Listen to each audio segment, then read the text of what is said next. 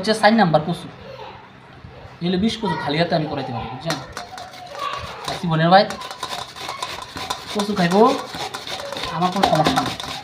একটু একটু ধরে ধরে না, যেমন না, তবে আমার অভ্যাস হয়ে গেছে। এরপর এগুলো আবার পেস্ট করতে লাগবে।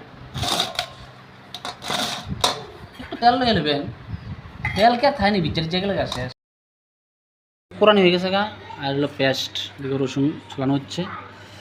আজকে আবার কচু মাছ দিয়ে, এদিকে মাছের মাথা টাথা সব ভাজা হয়ে গেছে। ভাত হচ্ছে, আলো দুধ, তেল দিয়ে কচুটাকে আগে ভাজানো হচ্ছে। ফ্রাই করার পরেই সোমবার দেওয়া হবে আর কি। আদা রসুন পেঁয়াজ আরেকদিনের জন্য রাখা হয়েছে, আরেকদিন খাওয়া যাবে এগুলি।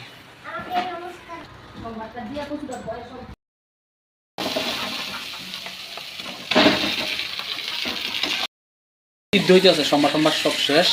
সিদ্ধ হওয়ার পরেই মাছ মাছ দিয়ে দেওয়া হবে। মাছ কালারটা কেমন হয়েছে বলবেন? কালারটা